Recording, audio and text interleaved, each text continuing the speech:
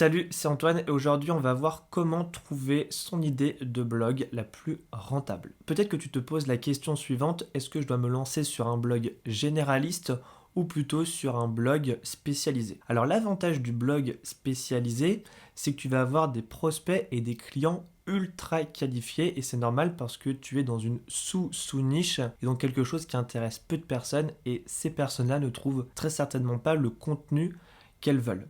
Il y a aussi le revers de la médaille en choisissant une niche très spécialisée, c'est que tu vas avoir un volume de clients très bas. Donc, je te conseillerais plutôt de faire la chose suivante, c'est de te lancer dans une thématique généraliste et parfois de parler un petit peu de ton idée de spécialisation que tu avais au début, mais en parler par exemple 20-30% de ton contenu au total, mais ne pas en faire l'idée 100% de ton blog. Du coup, ne cherchez pas une énième idée encore nouvelle, prenez quelque chose qui a déjà été fait et vous pourrez traiter de votre sujet à l'intérieur. Deuxième point que vous pouvez faire, c'est lister l'ensemble des produits que vous pouvez vendre sur votre blog.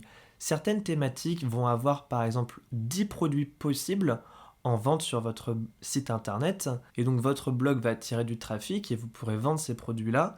Et certaines thématiques vont être un petit peu plus restreintes en nombre de produits. C'est par exemple le cas du développement personnel. Vous pouvez vendre des formations et des livres, mais ça va être assez difficile de vendre d'autres produits physiques. Par contre, si vous choisissez une thématique comme les loisirs créatifs, vous n'aurez pas de mal à vendre des produits d'affiliation sur Amazon en lien avec la peinture par exemple.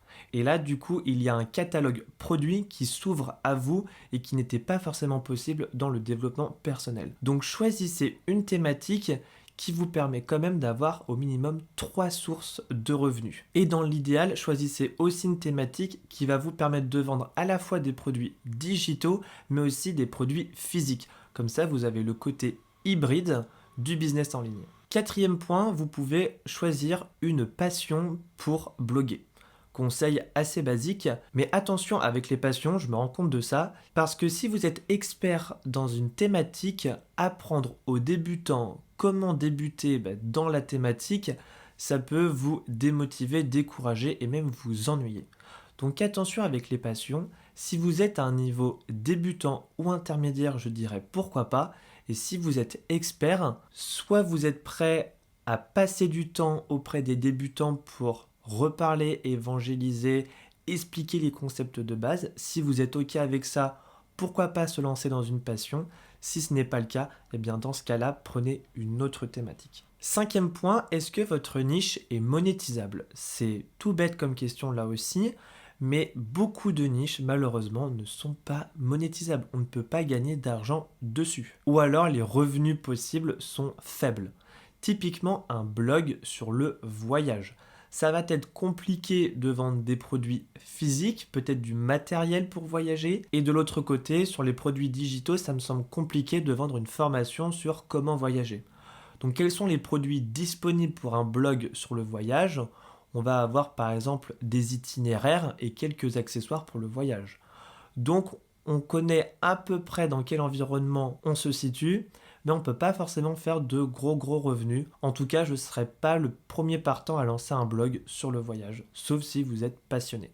Et autre point, est-ce que votre idée a une communauté qui est déjà engagée? Par exemple, vous décidez de faire un blog sur l'athlétisme. Ok, pourquoi pas.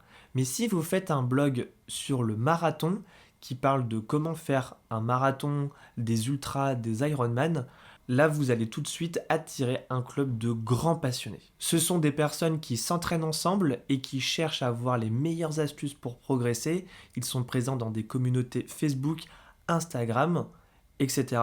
Et donc créer un blog sur comment réussir un marathon sera donc une très bonne idée de blog. Mais à l'inverse, comment mieux courir? Certes, ça peut marcher, mais du coup, c'est beaucoup moins engageant parce qu'il y a moins de communauté. Voilà, j'espère que cette vidéo vous aura plu. N'hésitez pas à liker, à commenter et à vous abonner et à télécharger votre bonus disponible dans la description. Et moi, je vous dis à la prochaine. Ciao!